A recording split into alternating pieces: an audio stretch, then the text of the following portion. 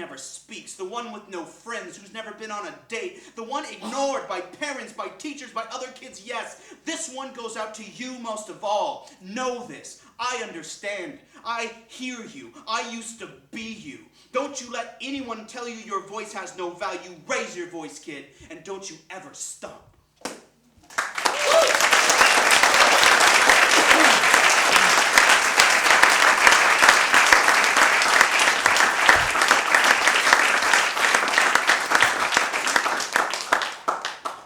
I'm a lazy writer, and I give myself tasks to make myself write. And I've been writing one haiku every day for the last 2 years. And it's caused me to look at life in a completely different way. Because at 11:59, I gotta find some freaking poetry before I go to bed. Otherwise, I failed. And I'd like to share some of those 11:59 haiku. These are all written 1 minute before midnight over the last 2 years. Y'all remember what haiku are, right? 575. 1. Sex is not the first thing to go as love dies. No, it's the fart games.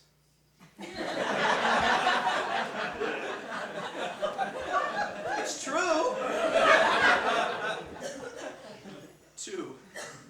God was my co-pilot, but we crashed in the Andes and I had to eat him.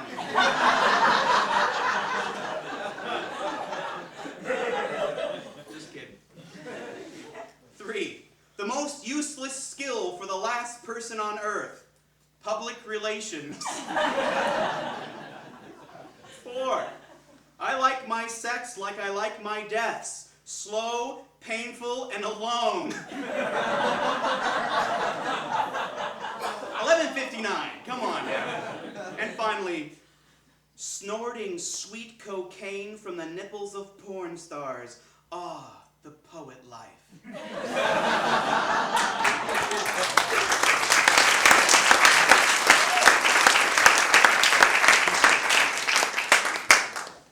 This next poem is not my story, but it's a story I feel is important and I'd like to share it with you.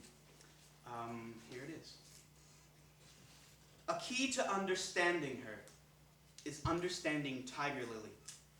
She introduced me to Tiger Lily about 2 weeks after we met. Tiger Lily is what she calls her period. It's true. And there's a magical lilt to her voice when she speaks of it, and a gravity. All the girls in the treatment center where she spent 6 months named their periods. It was a ritual of healing and rebirth, a sacred ceremony marking the time when her tiny body had healed enough to bleed again. A celebration that the 75 pounds of flesh wrapping her thin bones had blossomed to 85 or 90 pounds. Just enough to flick hidden switches in her body and reawaken the dormant womanhood held captive by hunger. When she bled again for the first time, she wept ferociously, reclaiming her body and reconnecting with every curve and every hollow, refusing for good the fight of finger and throat that burned her tongue with acid and etched the enamel from her smile and distanced her soul from her flesh. The other night, we walked to the 24-hour diner near campus holding hands and smiling. As we talked and absent-mindedly rubbed bare legs together under the table like grasshoppers, she picked bits of my blueberry pancake and plopped them into her mouth. Little bites, and I realized it was the first time I had ever seen her eat. She still struggles. She's a vegetarian who skips lunches far too often. She smokes too much. She still drinks Diet Coke. Her 5'1" frame is all gossamer and willow branches, but there is a determination in her gaze that radiates to every limb, a solemn promise she made to herself to never again chase Tiger Lily away.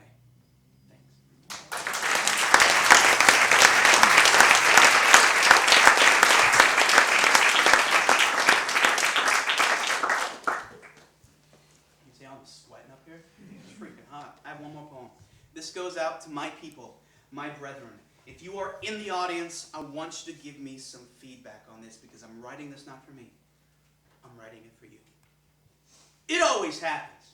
When I rock a microphone, I feel 10 foot tall and luminous, steel-toed and bulletproof. But then, I'll walk triumphantly off stage, and inevitably, some tall fucker walks up to me and feels compelled to state the obvious. Wow, Big Papa E, you're not very big, now are you? Yeah. Well, allow me to fashion a witty retort. Fuck all y'all tall motherfuckers! Short people rock!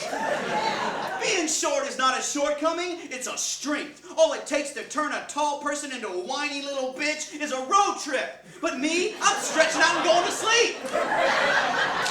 If this venue were engulfed in smoke and flames like a great white concert, all you tall people would fall to your knees trying to suck up all the good air. But us short people, we just walk right out. Because it's all good air when you're this short. We short people are built for maximum maneuverability, dodging through crowds like liquid mercury, avoiding knees and elbows with acrobatic agility. Question: if a tall person trips and falls alone in the forest, will there be a sound? Answer: fuck yeah, there'd be a sound. Clumsy motherfuckers. But me, I'm already so low to the ground that falling is like laying my head on a pillow. And I never bump my head on anything. If I bump my head on something, that shit's too fucking low. And don't talk to me about reaching stuff. Oh, hell no. That's why the good Lord invented chairs and tall people. Yo, Michael Jordan, give me that tuna can off the top shelf now, bitch!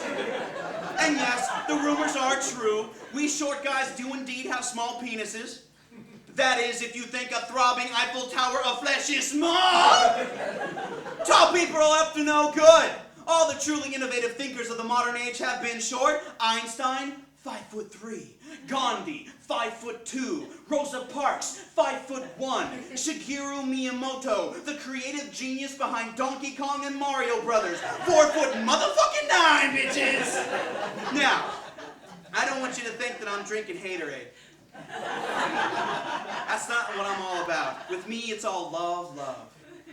Fuck tall people! Fuck tall motherfuckers who stand in front of you at concerts and movies! Fuck tall people who take up the whole damn bed like they own it! Fuck tall people and their pointy-ass elbows and gangly-ass knees knocking shit over all the time! Fuck basketball! The only good thing about basketball is that the NBA has corralled those who shall be shot first. Oh yes, the revolution is indeed coming.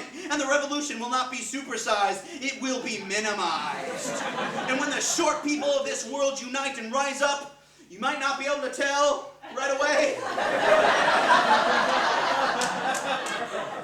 But when steel-toed boot-shaped bruises appear on long-ass shins the world over, you will know that me, Gary Coleman, that kid from Webster, and Mini-Me, and the fucking Oompa Loompas, and Prince have finally had enough of your shit and begun taking over the world one step stool at a time. Represent!